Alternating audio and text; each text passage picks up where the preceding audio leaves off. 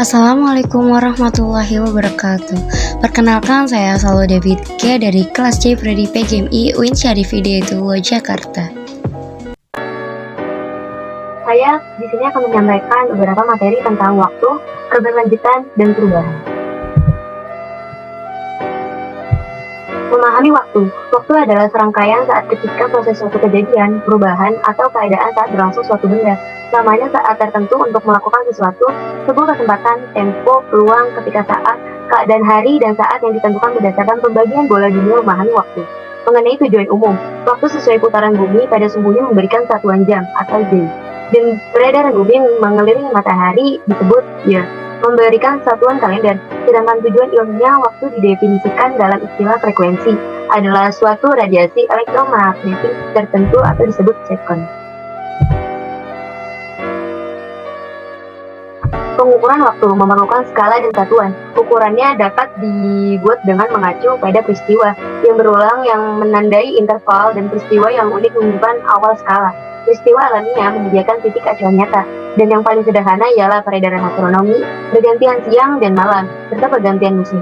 Satuan waktu yang diakui secara universal ialah bulanan yang didasarkan atas peredaran bulan selama 29 atau 30 hari, 5 hari di bagian tertentu di Afrika dan Amerika Tengah. Dasar penentuan satu minggu ditemukan dalam berulangnya hari pasar dan pekan raya.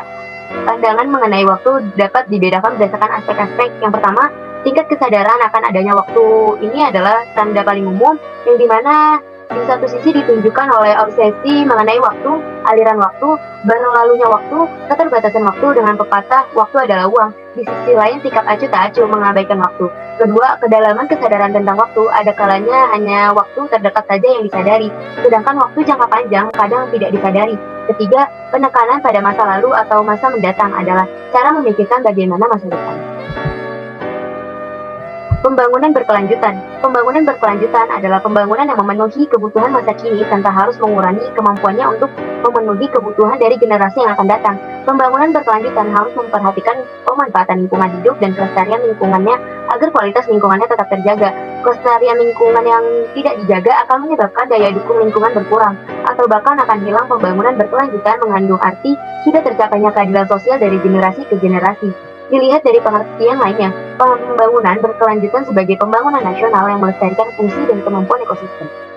Upaya pemerintah untuk mewujudkan kehidupan adil dan makmur bagi rakyatnya tanpa harus menimbulkan kerusakan lingkungan ditindaklanjuti dengan menyusun program pembangunan berkelanjutan yang sering disebut sebagai pembangunan berwawasan lingkungan. Pemerintah berkewajiban menumbuhkan dan mengembangkan kesadaran masyarakat akan pentingnya untuk menjaga, merawat, serta melestarikan lingkungan hidup. Dan upaya ini dilakukan pemerintah melalui penyuluhan, bimbingan, pendidikan, dan penelitian tentang lingkungan hidup. Kegiatan pembangunan menimbulkan dampak positif dan negatif. Dampak positif pembangunan dapat diketahui melalui indikator ekonomi, indikator kualitas hidup, dan indikator gabungan. Dampak negatif pada umumnya ditandai dengan kerusakan lahan seperti pengundulan hutan, pengerusakan lahan, pencemaran, pemanasan global, dan penipisan lapisan ozon. Walaupun pembangunan kita perlukan untuk mengatasi banyak kendala, termasuk masalah lingkungan, namun pengalaman menunjukkan pembangunan dapat menimbulkan dampak negatif. Beberapa contoh tentang dampak negatif pembangunan berkelanjutan seperti yang pertama, banyak pembangunan mengembangkan sumber daya air telah menimbulkan masalah kesehatan. Masalah itu timbul karena pembangunan tersebut telah menciptakan habitat baru atau memperbaiki habitat yang ada bagi berbagai vektor penyakit, antara lain banyak jenis nyamuk yang menjadi vektor penyakit malaria, demam berdarah, dan lain sebagainya. Kedua, pencemaran udara oleh mobil banyak terdapat di kota besar seperti Jakarta, Bogor, Bandung, Surabaya, dan Medan. Bank Dunia memperkirakan untuk Jakarta saja pencemaran udara telah menyebabkan kerugian terhadap kesehatan yang untuk tahun 2006 diperkirakan sebesar 625 juta. Jadi pembangunan berkelanjutan. Pembangunan yang berwawasan lingkungan adalah bentuk pembangunan yang tetap memperhatikan daya dukung lingkungan dan kelestarian sumber daya alam. Pembangunan yang berwawasan lingkungan akan menghasilkan suatu pembangunan yang berkelanjutan dan seimbang. Berdasarkan uraian tersebut, maka secara ringkas ciri-ciri pembangunan berwawasan lingkungan yang pertama, dilakukan dengan perencanaan yang matang dengan mengetahui dan memahami kekuatan, kelemahan, peluang, dan ancaman yang dimiliki serta akan timbul di kemudian hari. Kedua, memperhatikan daya dukung lingkungan sehingga dapat mendukung kesinambungan pembangunan. Ketiga, meminimalisasi dampak pencemaran dan kerusakan lingkungan. Keempat, melibatkan pariwisata warga masyarakat, khususnya masyarakat yang berada di sekitar lokasi pembangunan. Faktor pendukung pembangunan apa aja sih? Yang pertama ada terjaganya proses ekologi. Kedua, ketersediaan sumber daya, karena pada hakikatnya proses pembangunan merupakan usaha yang disengaja untuk meningkatkan fungsi dan nilai sumber daya tersebut agar dapat lebih efisien serta berusaha mencari sumber daya alternatif. Ketiga, dukungan lingkungan sumber daya, karena pembangunan mempunyai dampak terhadap lingkungan, maka perlu dilakukan pengelolaan lingkungan hidup yang bertujuan untuk tercapainya keselarasan hubungan antara manusia dengan lingkungan. Kedua, terkendalinya pemanfaatan sumber daya secara bijaksana. Ketiga, terlaksananya pembangunan berwawasan lingkungan.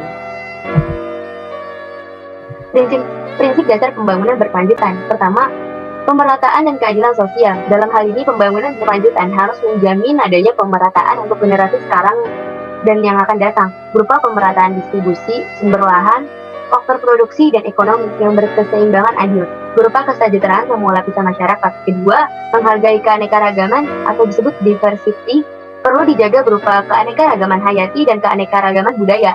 Keanekaragaman hayati adalah prasyarat untuk memastikan bahwa sumber daya alam selalu tersedia secara berkelanjutan untuk masa kini dan yang akan datang. Ketiga, menggunakan pendekatan integratif. Pembangunan berkelanjutan dengan mengutamakan keterkaitan antara manusia dengan alam.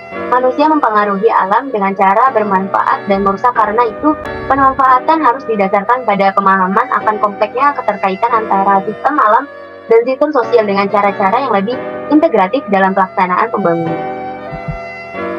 Perubahan sosial. Perubahan sosial adalah bentuk peralihan yang merubah tata kehidupan masyarakat yang berlangsung terus-menerus karena sifat sosial yang dinamis dan bisa terus berubah. Karena pada hakikatnya manusia tidak bisa berhenti pada satu titik tertentu sepanjang masa, yang artinya mereka akan selalu mengalami perubahan, baik itu perubahan yang cepat atau lambat, maupun perubahan yang kecil atau besar. Masyarakat memiliki peran penting terhadap terjadinya perubahan sosial pada jangka waktu tertentu. Masyarakat inilah yang kemudian akan menghadapi faktor-faktor terjadi perubahan hingga mengalami perubahan sosial itu sendiri. Setiap insan manusia memiliki sifat dasar yang selalu tidak puas, jadi wajar jika manusia terus berkembang dan melakukan banyak kerusakan untuk memenuhi kebutuhan hidupnya. Perubahan sosial menurut para ahli. Yang pertama, menurut Wiesmann, perubahan sosial adalah fenomena sosial yang terjadi karena pengaruh komunikasi dan cara pola berpikir masyarakat. Ia juga mengungkapkan bahwa perubahan sosial dapat dipengaruhi oleh faktor internal, yaitu konflik perubahan jumlah penduduk, revolusi, penemuan baru, dan juga faktor eksternal. Menurut Wiesmann, faktor eksternal yang bisa mempengaruhi perubahan sosial adalah bencana alam. Dan kedua, salah satu ahli sosiolog, Max Iver, mengungkapkan pengertian perubahan sosial adalah budaya dan sosial budaya inilah yang terus berubah yang bersifat kesinambungan dalam hubungan sosial. Proses terjadinya perubahan sosial. Setelah mengetahui tentang perubahan sosial, maka Gramsci perlu mengetahui bagaimana perubahan sosial tersebut bisa terjadi di masyarakat. Berikut ini proses perubahan sosial yang bisa terjadi di masyarakat dalam kondisi dan jangka waktu tertentu. Yang pertama, difusi. Difusi adalah proses penyebaran berbagai unsur pembentukan sosial dan kebudayaan, yakni berupa ide, keyakinan, dan hal lainnya. Penyebaran ini bisa dilakukan dari individu ke individu atau kelompok yang lebih besar dari itu. Proses difusi kemudian dibagi menjadi dua, yakni difusi intramasyarakat dan difusi antar masyarakat. Kedua, akulturasi. Akulturasi adalah proses perubahan sosial yang terjadi karena masuknya suatu kebudayaan asing ke dalam sekelompok masyarakat, sehingga unsur budaya asing itu disebut dan disesuaikan dengan kebudayaan asli masyarakat tertentu. Budaya asing tersebut masuk dan bisa diterima masyarakat tergantung bagaimana cara masuk budaya tersebut dan jangka waktu penyesuaian tertentu. Ketiga, asimilasi adalah proses perubahan sosial yang timbul jika ada dua individu atau kelompok dengan latar budaya yang berbeda kemudian berinteraksi dengan intensi dalam jangka waktu yang lama. Keempat, terdapat akomodasi adalah proses perubahan sosial yang menunjukkan keseimbangan dalam hubungan sosial antar golongan yang berkaitan dengan norma atau nilai yang berlaku di masyarakat. Faktor pendorong perubahan sosial. Perubahan sosial tidak terjadi begitu saja tanpa gejala dan faktor pendorongnya. Bahkan ada beberapa hal yang menjadi faktor terjadinya perubahan sosial tersebut bisa terjadi. Yang pertama, adanya penemuan baru. Adanya penemuan baru dalam sebuah komunitas tertentu akan membawa perubahan pada sosial tersebut karena adanya budaya baru yang bisa menggantikan budaya lama atau mencampurnya menjadi satu kesatuan. Kedua, pengaruh jumlah penduduk. Jumlah penduduk dapat mempengaruhi perubahan sosial karena dapat struktur atau tatanan masyarakat pada suatu komunitas. Jumlah penduduk juga akan menjadi kekuatan bagaimana perubahan sosial tersebut bisa terjadi. Semakin banyak orang yang menggunakan budaya baru, maka suatu budaya lama juga akan mudah hilang atau tergantikan. Ketiga, munculnya konflik. Konflik, pertarungan, atau pertentangan sangat wajar terjadi pada sebuah sosial tertentu. Konflik pada suatu sosial bisa saja terjadi karena adanya kemajemukan atau munculnya mayoritas dan minoritas dalam sebuah komunitas tertentu. Dari konflik inilah, maka suatu sosial harus mencari jawaban dari masalah tersebut, yang kemudian akan menghasilkan budaya baru atau fenomena sosial yang baru. Keempat, terjadinya revolusi.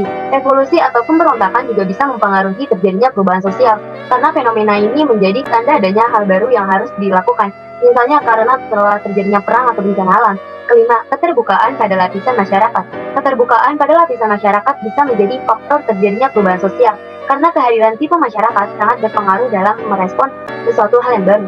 Masyarakat yang berpengaruh adalah mereka yang memiliki keterbukaan dan open mind terhadap hal baru sehingga mudah menerima perubahan tersebut. Dan terakhir, motivasi berprestasi.